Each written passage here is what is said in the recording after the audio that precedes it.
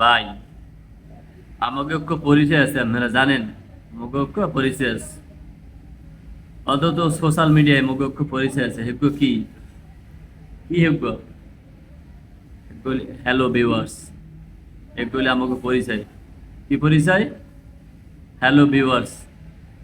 এগুলো যদি সোশ্যাল মিডিয়ায় কেউ কয়, হ্যাঁ সবাই চেনে। তো যাই হোক, আমাগুলোকে একটু মজা করলাম। তা আপনারা কেমন আছেন? মনে হয় ভালো আছেন।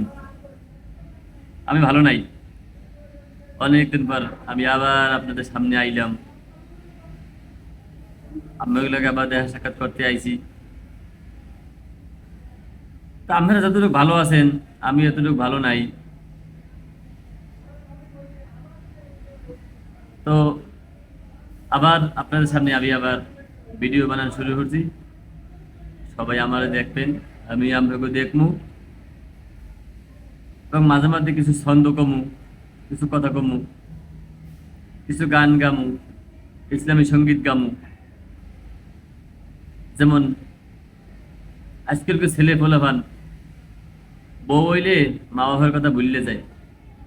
তাই দুই কলি মা বাবার গান নিয়ে আমি আব্দুল কাইয়ুম আহমেদের সামনে হাজির হয়েছি। তো যদি ভালো লাগে তো অবশ্যই সবাই সাথে থাকবেন ভাই হিসাবে।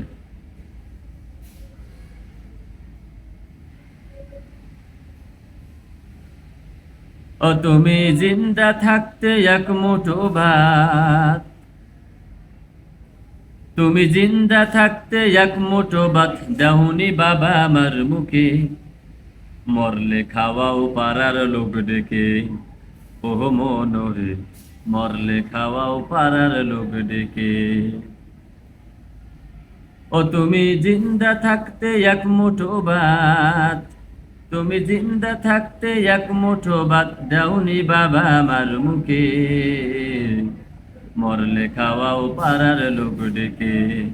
ওহ মনোরে, মরলে খাওয়াও পাড়ার লোক ডেকে।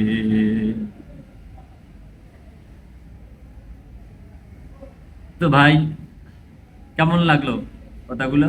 আসলে ঠিক। মা বাপ যখন বুড়ো হয়ে যায়, বৃদ্ধ হয়ে যায়, তখন তাদেরকে জিজ্ঞাসা করি না, তাদের দেখাশোনা করি না, তাদের খোঁজ খবর নেই না। অথচ যে মা বাবা এত কষ্ট করে, তিলে তিলে করে আমাদেরকে স্নেহ, ভালোবাসা, মায়া মোহাব্বত করে, আদর যত্ন করে এত বড় বানাইলেন।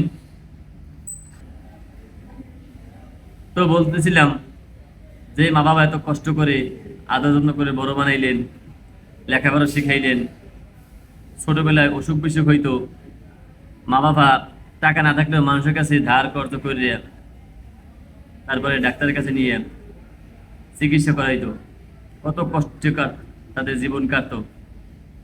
যে মা 10 মাস 10 দিন গর্ভ রাখার পরেও প্রসব বেদনা সহ্য করে আপনাকে আমাকে প্রসব করিয়েছেন, লালন পালন করিয়েছেন।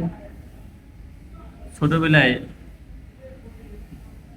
বিছানায় প্রস্রাব করে দিছি, মা ভিজে জায়গায় শুয়ে আমাদেরকে শুকনো জায়গায় রাখলেন। যে বাবা ফজরের নামাজ পড়ে মানুষের খেতে খামারে কাজ করতে গেছেন, মানুষের গালি শুনেছেন, বকা শুনেছেন, সারাক্ষণ পরিশ্রম করার পরেও সন্ধ্যাবেলা কিছু টাকা পয়সা নিয়ে বাজারে ঘাট করে সন্তানের সামনে আসতেন, সন্তানের মুখের হাসির জন্য, সন্তানদেরকে লালন পালন করে বড় বানিয়ে লেখাপড়া শেখাবার জন্য যে বাবা এত পরিশ্রম করলেন।